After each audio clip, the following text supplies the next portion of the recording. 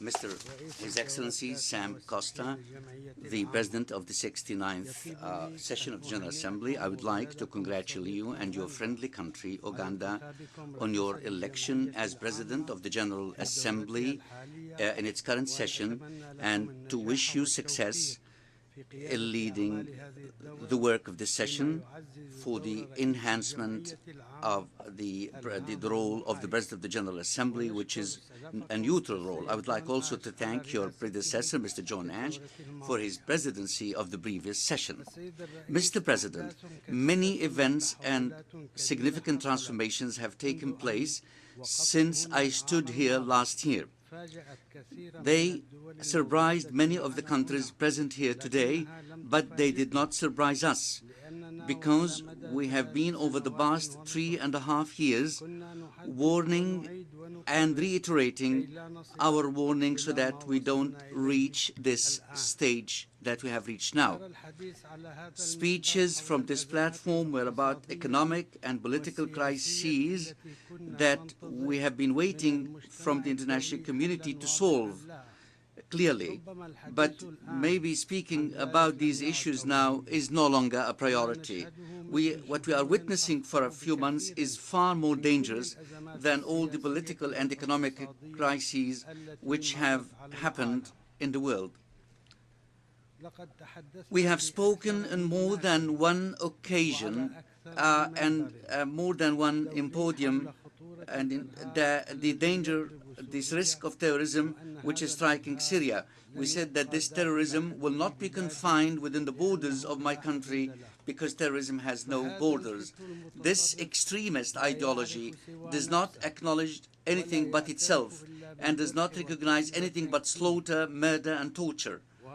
You are witnessing today, ladies and gentlemen, you can witness what the ISIS is doing, which is the most dangerous terrorist organization unrivaled in the whole world in terms of funding and brutality. What is doing to Syrians and Iraqis of all spectra and religions. They enslave girls, they rape them, they rape women, and they sell them in slave markets. They cut heads and limbs. They teach children slaughter and murder, besides destroying historical and cultural monuments, as well as Islamic and Christian symbols. All of this is happening before the eyes of the entire world, that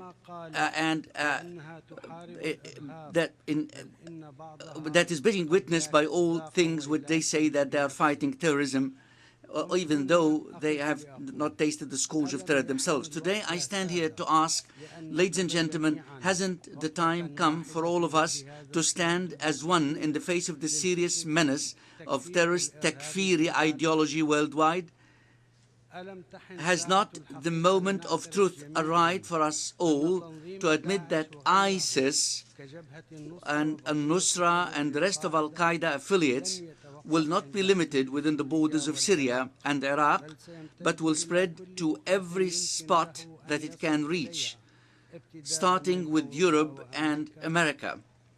Should we not learn the lesson from what happened in previous years and bring together international efforts to stand in the face of those organizations in the same way that those takfiri organizations have rallied themselves from all corners of the earth and brought them to one spot to train and arm and re-disseminate their ideology and terrorism through those extremists? Those extremists back to whatever they originated from. Someone might say that a resolution under Chapter 7 was passed unanimously to stop the expansion of this organization and other organizations and to eliminate them.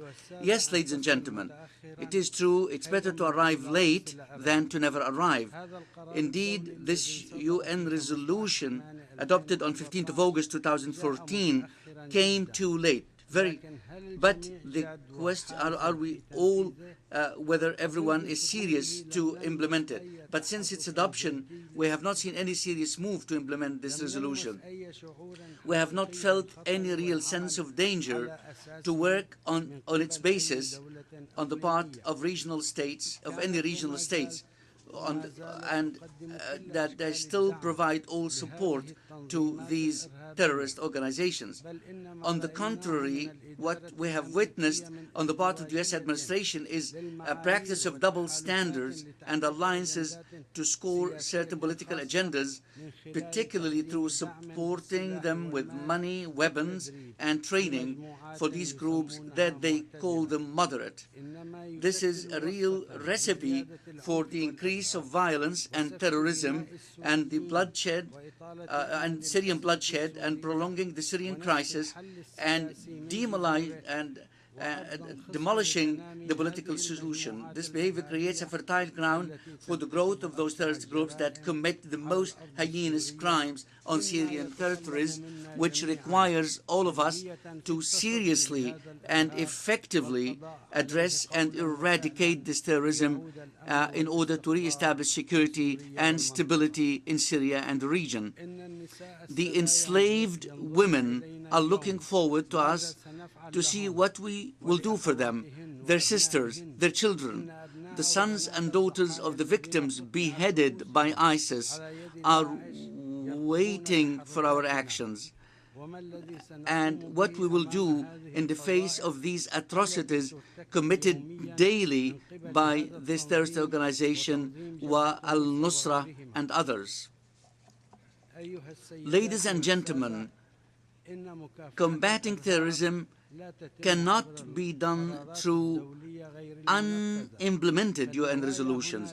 The intentions here have no place.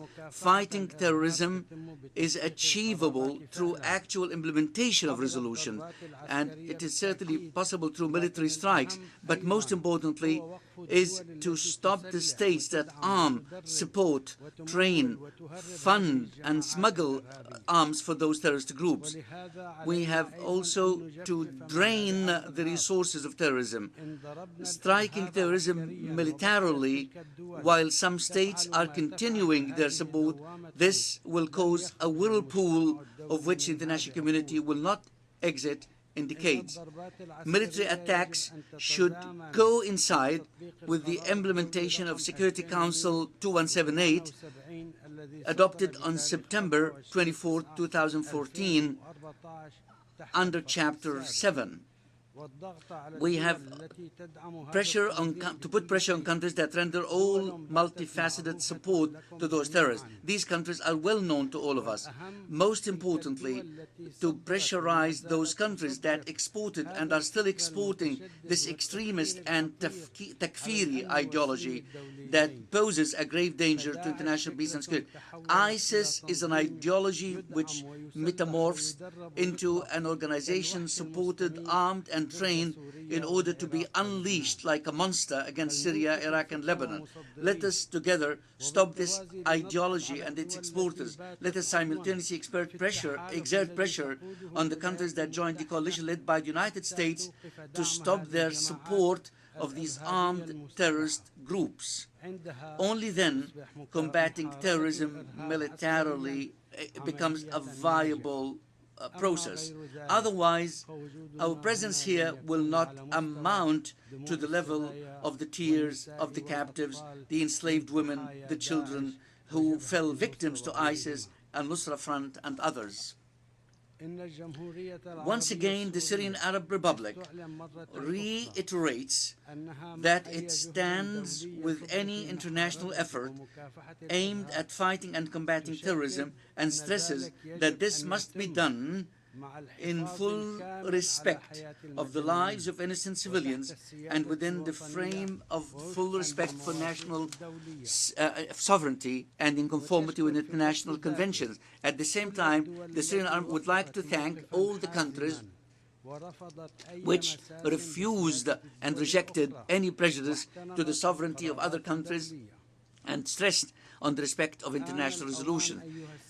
It is high time, ladies and gentlemen, that we gather all our efforts against this terrorism, since imminent danger is surrounding everyone. and there is no country that is immune to it. My country was and still is firm in its position that was announced in the 80s of the last century regarding fighting terrorism, before it becomes rampant. We, Mr. President, in Syria respect our commitments and honor our promises and pledges. This was what we confirmed on more than one occasion, particularly since the beginning of the crisis in Syria. Syria agreed unconditionally to attend Geneva II and participated in its deliberations with an open mind, although we were convinced that the solution of the crisis should be a Syrian one taking place on Syrian territory. However, and as a goodwill gesture and to stop bloodshed of Syrian blood, we went to Geneva only to find a delegation that does not negotiate on behalf of Syrians. Originally, that delegation has no influence at all on the ground in Syria and has neither popularity nor legitimacy among Syrian people. It was a delegation negotiating with the Syrian government while following the orders in its Western masters. A delegation that does not believe in combating terrorism or confronting it. Furthermore, it was a delegation that does not respect Syria's sovereignty and its territorial integrity. A delegation that verbally refuses to ask terrorist groups to end their terrorism. We know that this opposition and that this delegation would not pressurize anyone, neither armed group nor any Syrian faction on the ground. We went to Geneva, ladies and gentlemen, with a priority based on combating terrorism, because we believed and continue to believe that we cannot start any political solution while terrorism is still rampant in Syria. There were some who opposed us in Geneva, recognizing this terrorism as a priority, although it is a paramount part of the Geneva Declaration provision. But the delegation of the so-called coalition continued to reject any point tackling or terrorism. Now, all the international community adopting our perspective, our view that fighting terrorism is a priority above all priorities, and that nothing at all could be done as long as terrorism is brutally striking against everything that comes in its way, and as long as those terrorists will return to the countries where its members originally came from. Once again, we emphasize that we stand ready and even striving for a political solution in Syria, and we will even dialogue with all honorable national opposition members opposing terrorism in Syria and among Syrians themselves and on Syrian territory. Mr. President, the presidential elections that took place before the sight of the world put everyone steadfastly before the responsibilities. The will of the Syrians is above all those who tried to suppress it for more than 3 years. And it was manifested when Syrians inside and outside Syria said their word for the whole universe to hear. Now, after the presidential elections, we would like to tell everyone that those who want and look forward to a political solution in Syria, they must firstly respect the Syrian people's will, which was manifested explicitly, clearly, strongly, and most loudly. They chose the president for the first time in Syria's modern history in multi-party elections with international monitors from several countries that witnessed the integrity, transparency, and the enthusiasm of the people to participate in these elections. Mr. President, I would like to emphasize that the Syrian people has made its choice, and those who want to speak on behalf of the people must first be representatives of the people, and secondly, they should respect the will of the Syrian people and their decisions. Any dialogue must be based on foundations that should respect the will of the Syrian people and their decisions. Accordingly, we are open to a political solution in Syria with a real opposition that seeks the prosperity, stability, and security of Syria, an opposition that does not depend on the outside factors and does not speak on behalf of what's going on in Syria, an opposition that has impact on the Syrian territory and has its roots in Syria, not in hotels and Western capitals. A national opposition that upholds fighting terrorism as its priority, as well as encouraging the ongoing local reconciliation efforts, paving the way for the success of the political solution. Mr. President, the continuation of terrorist attacks in Syria, the humanitarian needs increased in many of the basic areas. The inhuman sanctions imposed by the European Union and the United States aggravated the living conditions of Syrian civilians. At the same time, in collaborating with the United Nations, my government, within the framework of humanitarian response, plans agreed upon them with the Syrian government. My government is working to meet the basic needs according to the plan agreed with Syria to satisfy the basic needs of the citizens, especially those forced by terrorist acts to flee their homes. We should note that a great number of these people were forced to resort to some neighboring countries, and regrettably, some of these countries put these displaced Syrians in military training camps in what resemble places of detention in order to train them to bear arms. I stress from this platform that the Syrian state guarantees for those citizens who are willing the safe return and decent life away from the inhuman conditions they are suffer in those camps. I would like to assure you of Syria's readiness to exert all efforts to deliver aid from international organizations to all Syrian citizens without any discrimination whatsoever, wherever they are, and within the framework of respecting the national sovereignty.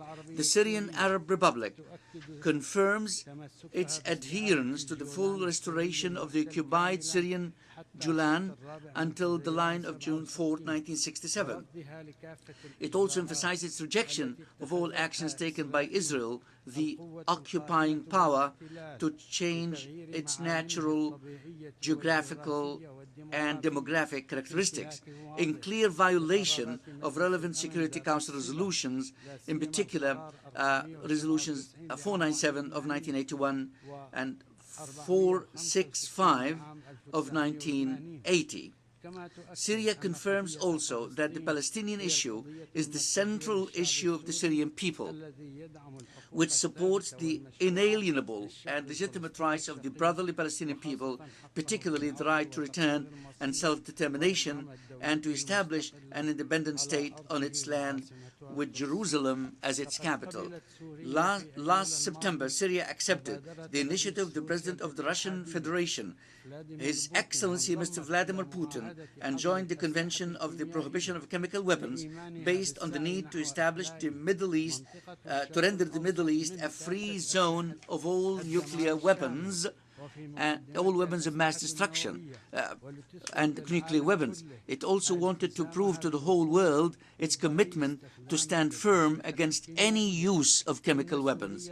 Syria fulfilled its obligations resulting from its accession to the Convention and completed its commitments despite the prevailing hard conditions. Were it not for the Syrian cooperation with UN OPCW joint mission, it would have not been possible to complete the tasks of the mission. The special coordinator of the mission, Ms. Sigrid Kaag, expressed her happiness and gratitude for the fruitful and constructive cooperation of the Syrian government, which led to the completion of this unprecedented work. Syria is committed to the full implementation of the provisions of the Convention as state party and within the framework of the OPCW. The big as a party to this convention. However, the big question remains is whether those who are supplying the terrorists with these chemical weapons and other types of weapons, will they stop their actions and abide by international law, especially Convention of the Prohibition of Chemical Weapons and the Security Council resolutions related to terrorism.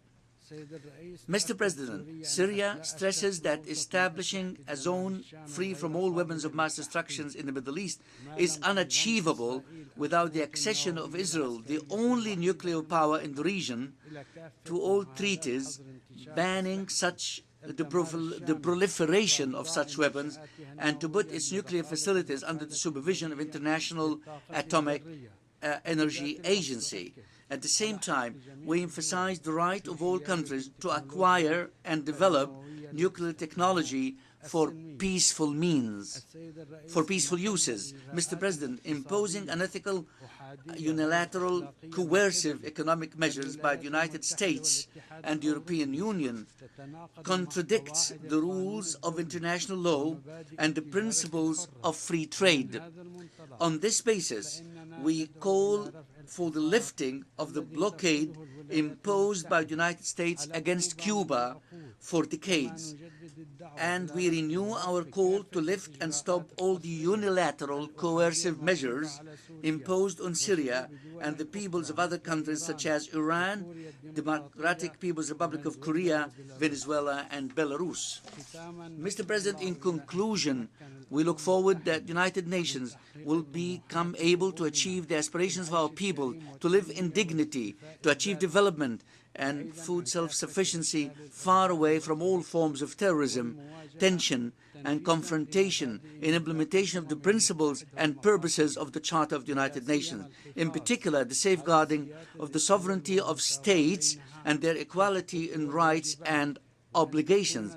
Also, believe that priority should be given to work on the concerted efforts of the international community to combat the terrorism of ISIS and Jabhat al-Nusra, Nusra Front, and other al-Qaeda affiliates, and drain its resources in order for security and stability will prevail in our region and the entire world. Thank you, Mr. President.